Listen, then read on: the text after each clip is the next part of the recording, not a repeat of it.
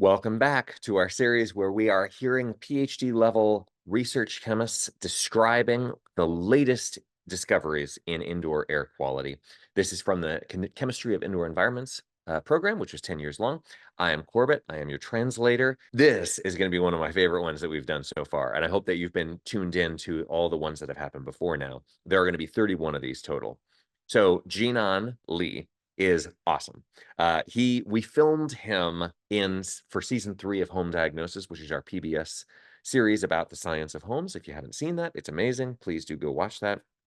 But he didn't make it the final cut. I don't think didn't end up being in the show because there was too much to talk about. So I was so happy that I got to spend some more time talking with him about this session because he is a wealth of knowledge.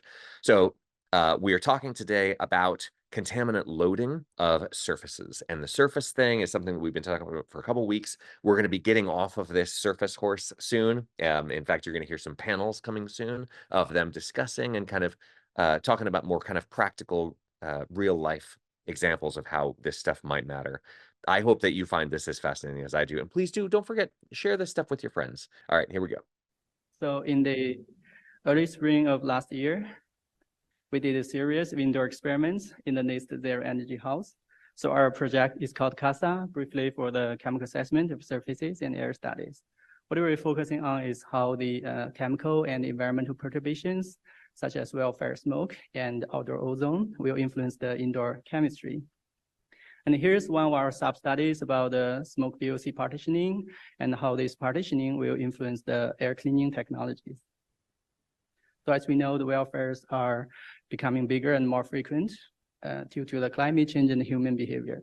So these events really came to the public eyes again and again this year, especially when the Canadian welfare brought dangerous air quality to the New York region. So residents there were recommended to stay indoors.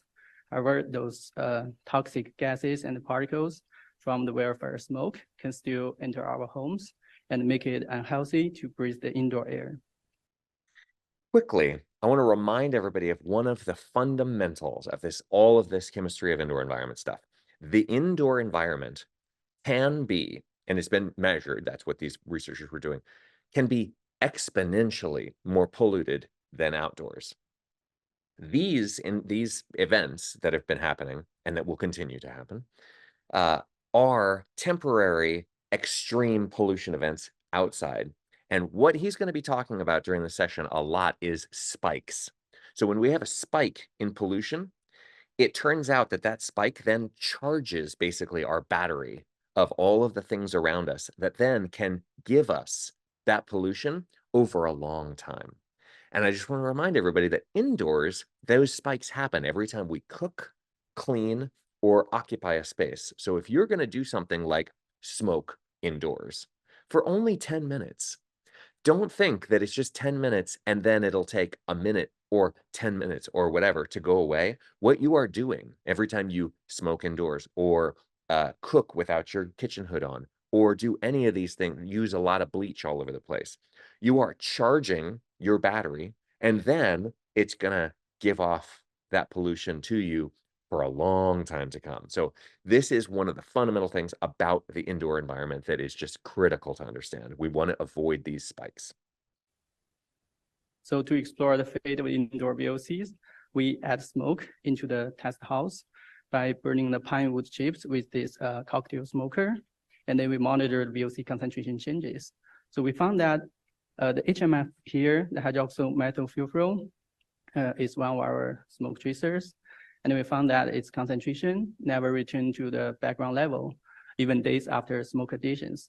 So we thought it may be the surface reservoirs can hold these HMF molecules and then release them slowly, over the next couple of days. So here we will show how we can watch this surface air partitioning through the air phase data. So he's only monitoring for, you can see April 1st through April 4th. So they monitored for 4 days, thinking that it would be enough time for it to decay. And Jienan told me that if we had measured for as long as Joost de Gouw measured in his session, which I'm linking on screen right now, for 35 days, then likely, yes, it would have reached background levels again. So, so they do agree on this, but Jienan's time frame in this laboratory controlled NIST house on the NIST campus in DC was not, he wasn't allowed to have 45 days on it. So this figure shows a comparison of the concentration decay between SF6 and HMF. So SF6 is the typical tracer to measure the indoor air exchange rate. As we can see here, between 2 and 20 hours, it shows a linear decay pattern. So this is due to a well-controlled ventilation system in the NIST house. So it has a fixed indoor-outdoor ventilation rate. And of course, this y-axis here is a normalized signal, and it's in log scale. And in contrast, we see this HMF shows a different decay pattern. So the reason is for the SF6, the gas surface partitioning is negligible, while as for this HMF, it shows a different decay pattern. So after smoke additions, the HMF molecules will quickly absorb on the indoor surfaces, and that's why we see a sharp concentration decrease for the first few hours. So during this time period, the surface absorption dominates the partitioning process. And around 3 hours at this red star, the surface flux and the gas flux to each other reach a temporary equilibrium at this point. So we name it as absorption-desorption equilibrium point, briefly for the ADP. And after this point, the surface emits more VOCs than it can absorb from the indoor air. But the overall effect is still make the room air clean, because we have still lower HMF concentration compared its reference. And after this crossing point between SF6 and HMF, the surface desorption is the dominant process. And then the surface will release this molecule slowly. So the overall decay pattern for the VOCs are characterized by the fast absorption and then slow desorption. Okay, so this is that spike in pollution immediately finding its way into the surfaces. The star, again, just to clarify what he said, the star is where the surfaces have absorbed about as much as they can, and they start to re-emit into the air. The SF6 being such a cool, perfect slope, SF6 is sulfur hexafluoride. And the reason that they use it as a tracer gas, aside from the fact that it is incredibly rare, so if you find it, it's because you put it there.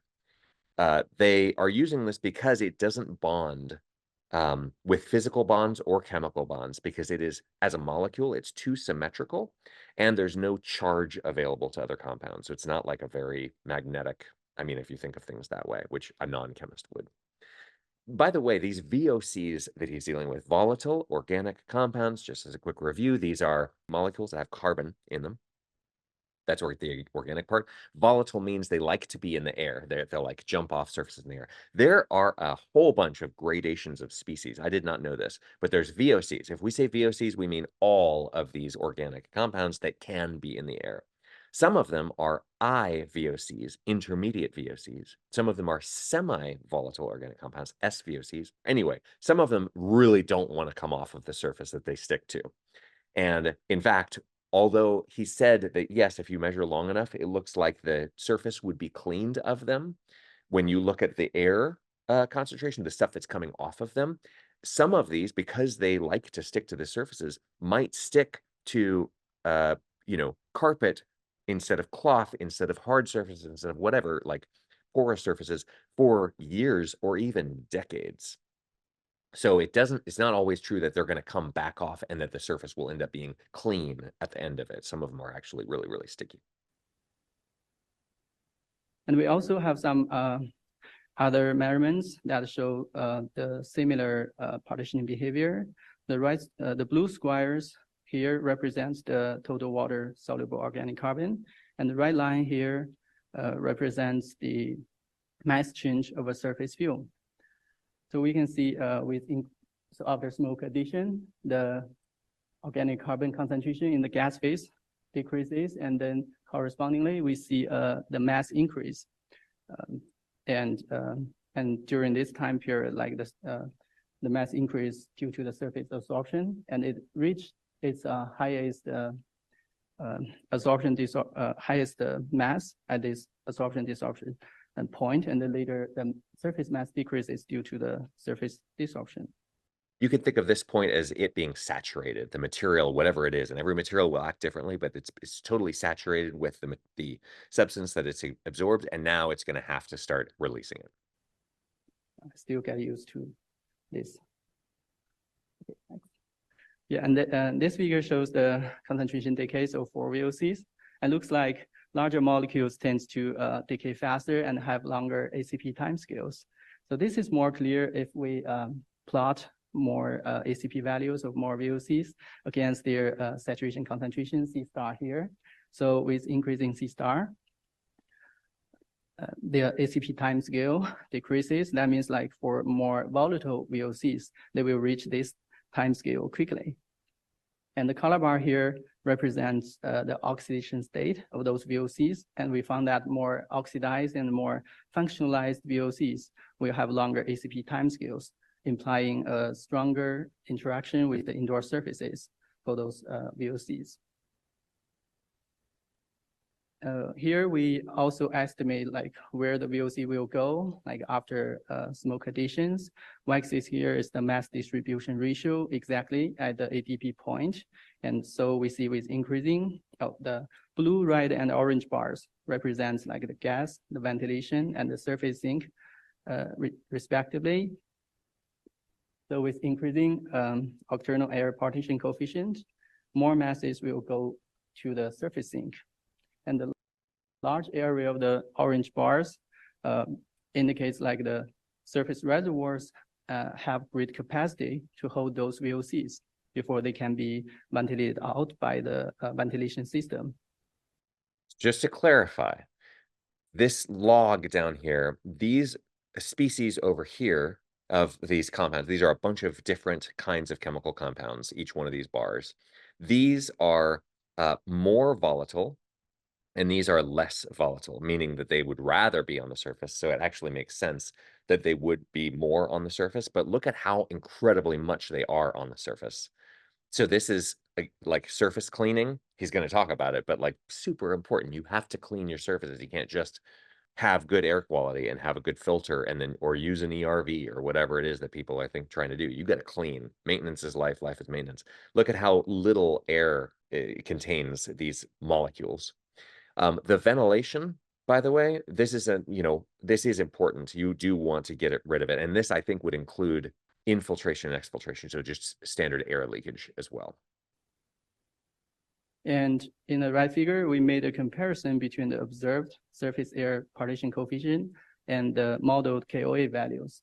So if we focus on the right squares, and we will find that those two values, the KSA and KIA, actually are consistent in the green shading. So for less volatile stuff, they are consistent because we can see they're aligned well. Those right squares align well with this 1-to-1 ratio line. However, to the very left, for the VOCs with higher volatility, there's a gap. So this is like not what we expected. So more masses are actually stayed in the condensed phase than we previously thought. And by the way, the octanol that he's referring to, that is it's kind of like a surrogate surface. Because remember that, and we've covered this before lightly, particles are always bad to breathe. And one of the things about particles, and particles are just little blobs or little droplets that are floating around in the air with us, those are surfaces. So the more particles you have in the air, the more those things that are floating around are grabbing these chemical compounds, and then you breathe them in, and now they're inside your body. What he's saying here is that the more volatile and the less volatile both ended up being stuck to things, I think, more often, which is what he was saying was confusing. So surfaces basically, bottom line, grab a lot more than anybody expected. And one possible reason we think is related to the diffusive depths as indicated by these blue triangles. And we can see like the diffusive depth increases varies by more than 5 orders of magnitude from nanometer to millimeter. This means like these VOCs with higher volatility it's going to be easier for them to diffuse deeper in the surface reservoirs. Although the surface reservoir has a fixed physical dimensions, the VOC concentration gradient inside the surface reservoir will be quite different within our experimental timescales. So he's saying that these molecules could go deeper into the surface if they're smaller and therefore more lightweight. Like the heavier ones would want to stick, but the lighter ones could actually go deeper in there. Interesting. So now we know the partitioning process is highly dynamic, but how this will influence the air cleaning strategies. So this figure shows the VOC concentration changes and the different indoor activities. So it includes formic acid, formaldehyde, furan, and as well as this total water soluble organic carbon. So what we did is like before 7 a.m., the house is empty. And so we take it as the background level and the signal is pretty stable. And then around 9 a.m., we start to vacuum and mop and dusting the indoor surfaces. And then we see the VOC concentration drops correspondingly. Then around at 12 p.m., we opened all the windows and the door. Then we see the VOC concentration drops immediately. So the indoor air was greatly diluted and refreshed by the outdoor air. And we have a good outdoor air quality that day. So the VOC drops to the lowest values. However, as soon as we close all the windows, you can see the VOC concentration go back gradually and to their original level, like before opening the house. He's going to talk about air cleaners in a second, and I'm going to let him do that. But first, I just want to clarify a couple things about this graph. So when it's empty, like this, pretty clear. This maintenance gray area right here is not maintenance on the house equipment. It's maintenance on the instruments. So the researchers are going in during this gray period right here. This is time as going by. During the gray period, they're not doing anything to the house. And then likewise, this dusting and mopping and vacuuming, they're not separate. They did them all at the same time. So even though it looks like there's dusting and then mopping, Jienan was quick to point out that they are not trying to like evaluate cleaning methods, because it would look like dusting doesn't do anything if you look at this thing.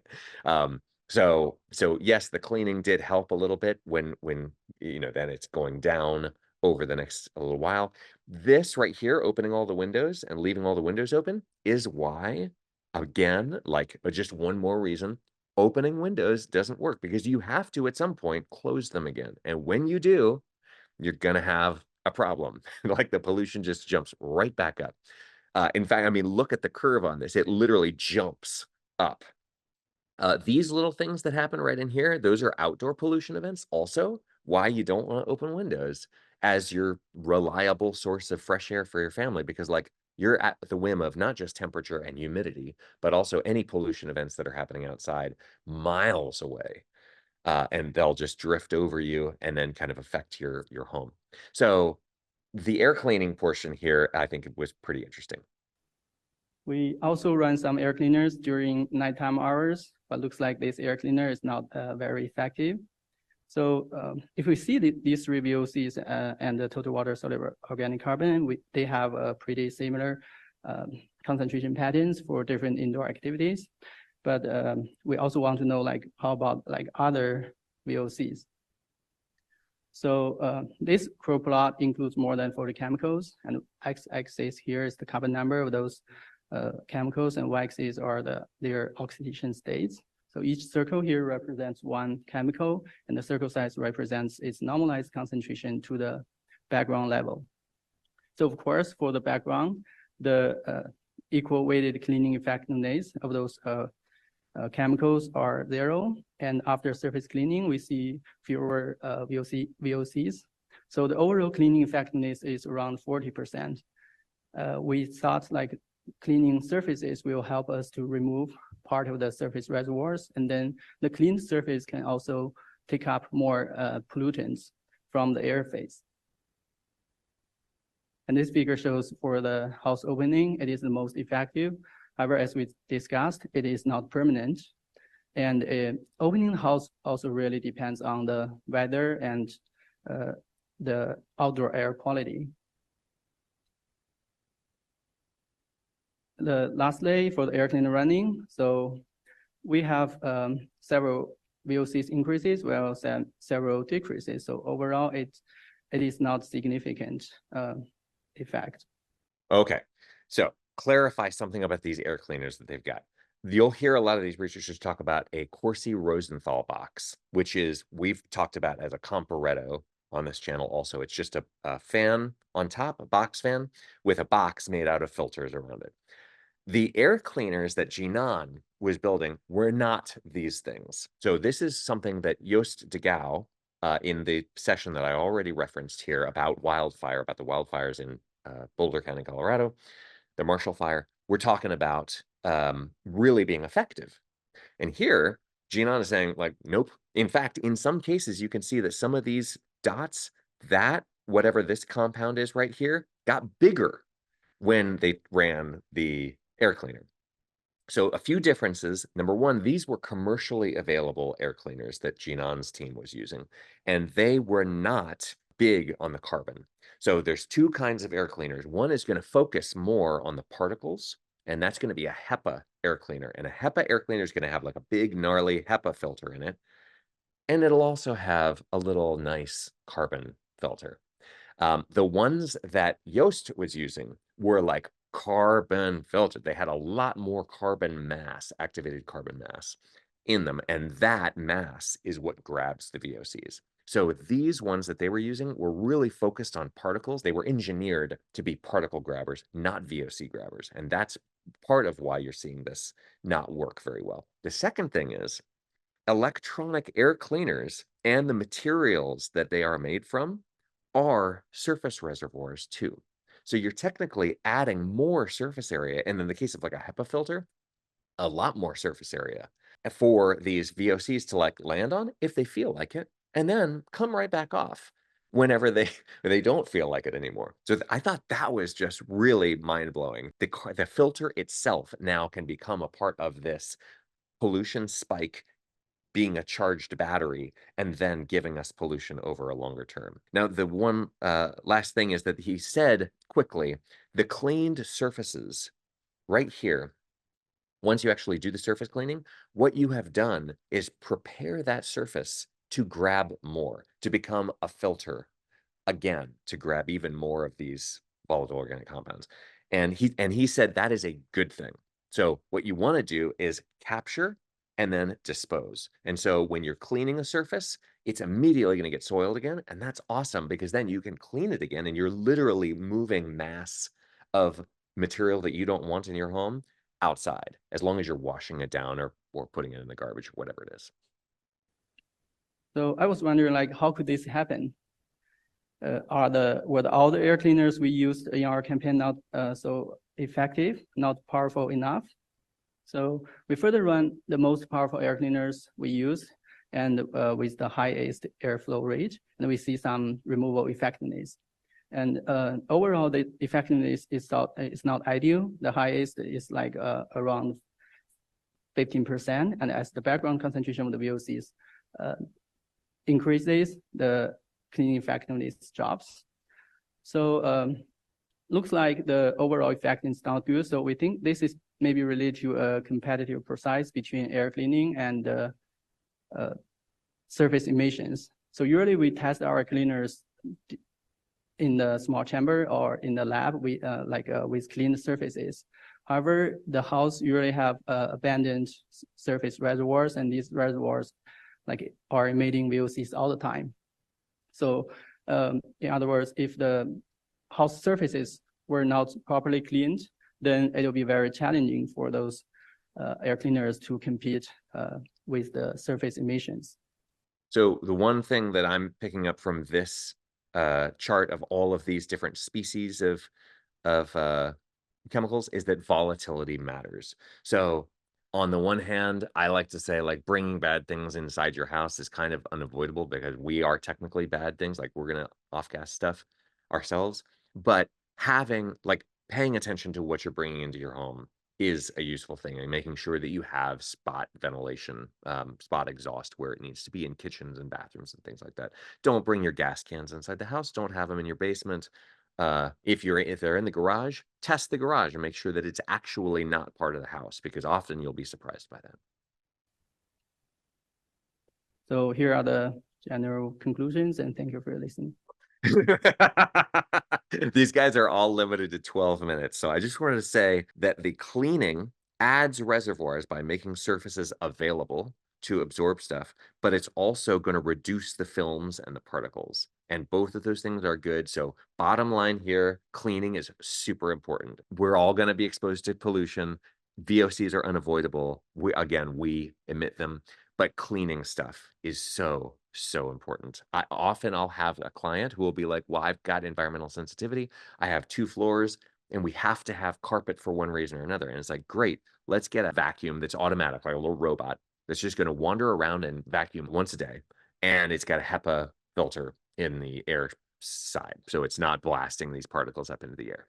Perfect. Great. Because that kind of thing is super important. And just wiping the surfaces, like having periodically spring cleaning. And I know that there's less and less time available for all of us, especially for those of us who have kids and are trying to make videos and things like that. But like, you got to do this stuff. So I hope that you guys have enjoyed this. Jienan is so awesome. Thanks to him again for having a conversation with me. And I'm giving a much more extended goodbye than he was able to. But anyway, we'll be back with more.